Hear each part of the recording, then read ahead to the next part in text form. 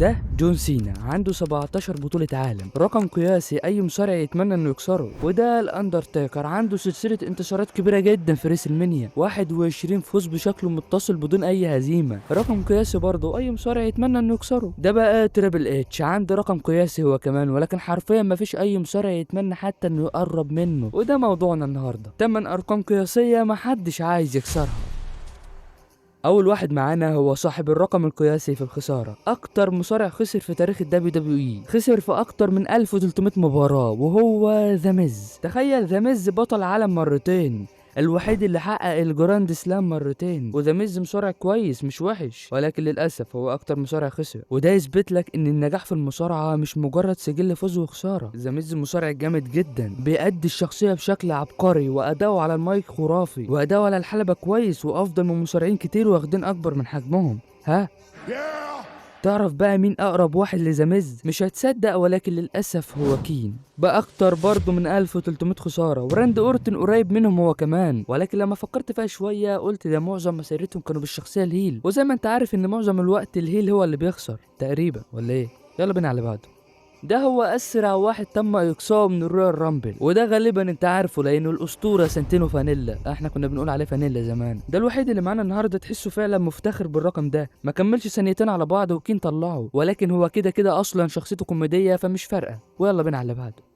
مبدئيا كده ده اعلى ماتش نسبة مشاهدة في تاريخ المصارعة، 5 فبراير 1998 في عرض ساتردي نايت مين ايفنت. والمين ايفنت كان فيه ماتش على بطولة العالم بين بطل العالم هالك هوجن والعملاق اندري ذا جاينت. وده كان الماتش الاعادة الماتشون في ريسل مانيا 3، اكتر من 33 مليون متفرج في نفس الوقت. انت متخيل؟ رقم قياسي وصعب جدا انه يتكسر. بس ده مش موضوعنا وده مش الرقم بتاعنا، لان بعد ما اندري ذا جاينت فاز في النهاية ونهى فترة هوجن الاسطورية اللي كانت 1474 يوم، اللي حصل بقى يا معلم؟ خسر اللقب في حوالي دقيقة و48 ثانية، وبكده يكون هو صاحب الرقم القياسي كأكثر فترة بلقب العالم. هتيجي تسألني وتقول لي هو ازاي خسر بالسرعة دي؟ وقتها اصلا ما كانش فيه ماني ان ذا بانك حتى. لا يا معلم، ده باع الحزام مش اكتر.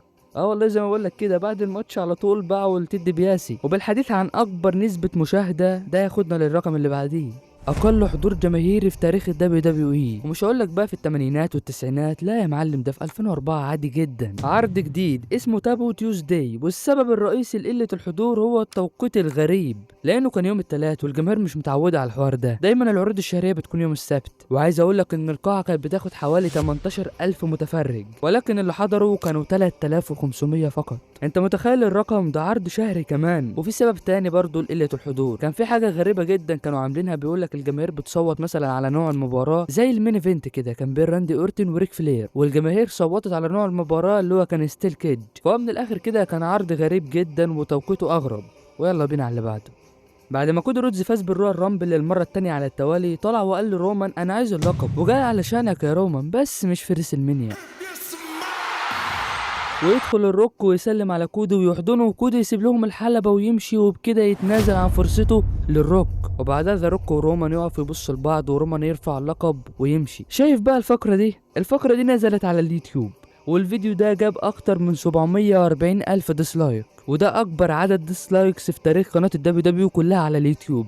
وبصراحة معاهم حق جدا. هتقول لي يا اسطى انت تابع كودي كراي بيبيز ولا ايه؟ هقول لك والله انا قرفت من رومان وكودي. كل شوية كودي يقول لك انا عايز انهي القصة، فينيش ذا ستوري فينيش ذا ستوري ومش عارف ايه. بقاله سنتين قرفنا، والاستاذ رومان بيغيب كل شوية وبقاله باللقب 1300 يوم.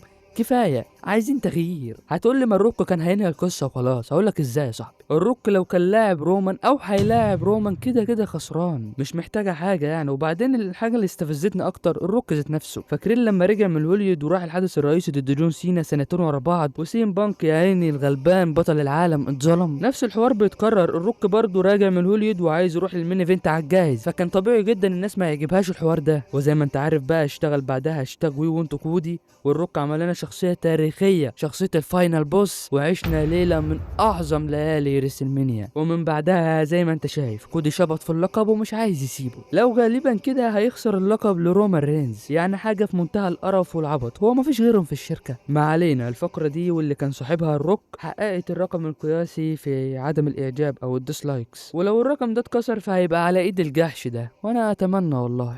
ويلا بينا على اللي بعده.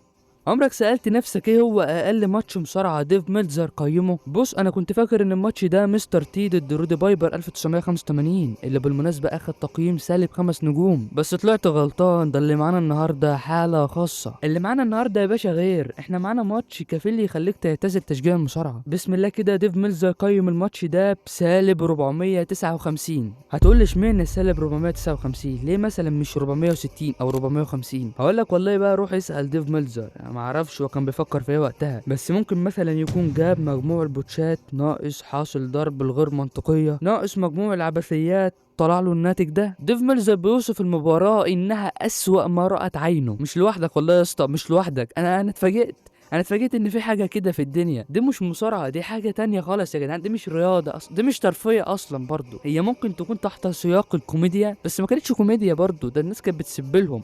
سنة 1999 في العرض اللي اسمه قدامك ده، علشان بس ما غلطش فيه، العرض ده كان عرض مستقل مجمع نجوم كبار بس قدام. وفي العرض ده أقيمت أزبل مباراة في التاريخ، أزبل مباراة عموما، مش مصارعة بس، أي حاجة فيها ترفيه دي أزبل حاجة هتشوفها. ماتش تاك تيم لوكو ويليامز ومعاه بوتش ويلر. شايف الاسم؟ هو اسم بوتش، يعني انت عايز ايه بقى تاني؟ ضد مين بقى يا معلم؟ اريون شيخ، الشيخ الحديدي. الراجل ده انا عارفه. ليه انا عارفه؟ ده سؤال يا ريت تجاوبنا عليه. ليه انا عارف المصارع ده؟ الفكره ان انا عارفه قوي وعارف اسمه وعارف شكله، بس ما شفتلوش مصارعه قبل كده. ممكن بقى اكون شفت له فيديو في حته، ما اعرفش. المهم كان معاه في الفريق هو ده. الماتش حرفيا ما فيهوش اي حاجه تدل ان مصارعه محترفين غير لبس الحكم بس، مش اكتر. يعني حتى الحكم نفسه كان بيعمل بوتشات. بص يا اسطى، انت المفروض تقدر مجهودي وتنزل تعمل لايك حالا. مش مجهودي في المونتاج ولا السكريبت ولا الفويس اوفر، لا، انت تقدر مجهودي ان انا بحثت وشفت الماتش ده. انت متخيل انا شفت الماتش ده؟ انت المفروض تنزل. هم اكيد وقتها اصلا يا جدعان ما كانوش في وعيهم، كانوا شاربين حاجه، شاربين حاجات، او ممكن مثلا كبرهم في السن خلاهم يخرفوا. ده بيعملوا سيلينج من غير ما ينضربوا. شايف يا نهار اسود، ايه ده يالا؟ ده الحمد لله على نعمة جي اوسو. اقسم بالله حرفيا لو انا وانت لعبنا ماتش مصارعه بدون كتابه هيطلع افضل من ده بكتير. لا لا لا لا لا, لا. البتاع ده محتاج فيديو لوحده، فيديو رياكت كده ونقعد نضحك شويه. اسرع خساره في تاريخ المصارعه. هسألك بس سؤال الاول كده، هو الحكم بياخد كام ثانيه علشان يدي 3؟ هما 3 صح؟ 3. هي دي بقى يا معلم مده الماتش. بيج بوس مان ضد ذا روك، الجرس ضرب، تثبيته سريعه من ذا روك، 1 2 3، خلص الماتش في 3 ثواني اللي الحكم اخدهم علشان يعد. يعني بيج بوس مان هو صاحب الرقم القياسي كاسرع واحد خسر في تاريخ المصارعه، واستحاله طبعا الرقم ده يتكسر. ويلا بينا بقى على اخر رقم معانا.